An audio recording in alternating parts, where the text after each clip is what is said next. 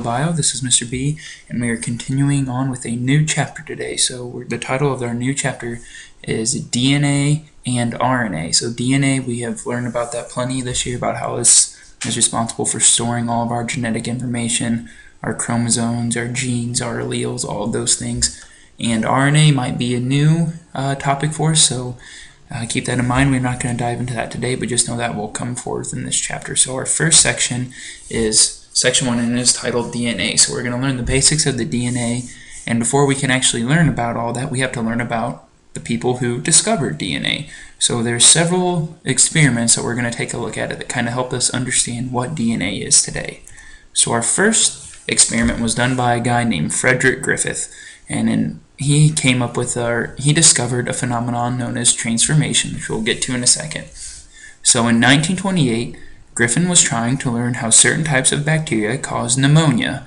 And again, pneumonia is just a disease or an illness that kind of just gives fluid in your lungs, and it's kind of really hard to shake. It's like a really, really bad cold.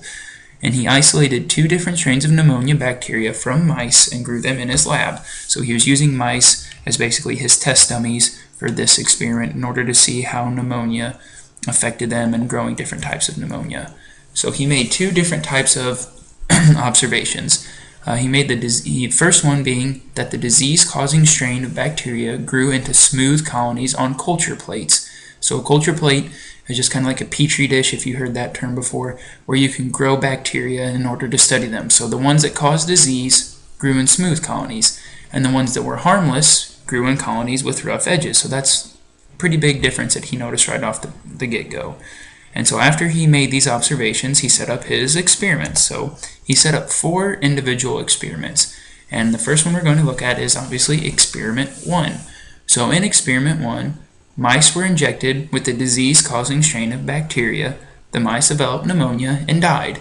So it's a pretty simple experiment. You can see over here on the right, disease-causing bacteria being injected into the mouse, and the mouse dies. So that was experiment 1.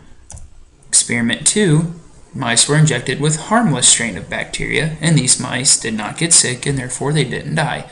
So we can see the harmless bacteria with the rough edges gets injected, and our mouse is still alive. So that was experiment number 2.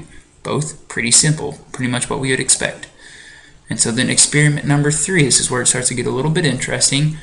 Griffith heated the disease-causing bacteria. So the one that he originally used in experiment 1, he used those colonies of bacteria, and he then injected the heat-killed bacteria into the mice, and the mice survived. So that's a pretty big discovery there, saying that something in that heat did something or another to that bacteria to where it doesn't cause disease anymore.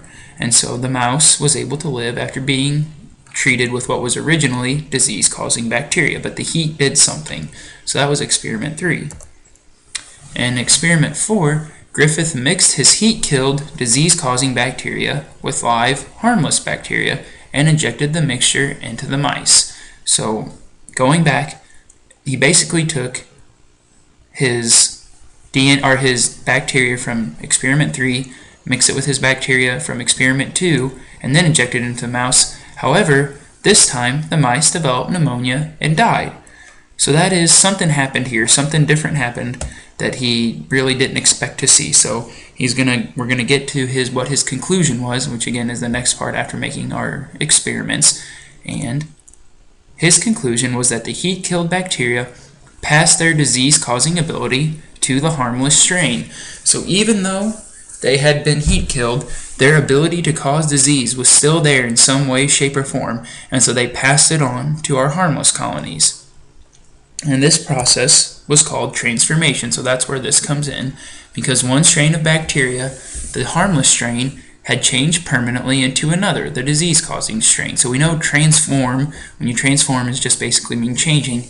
So in transformation, it is just the fact that one strain of bacteria is changing into another.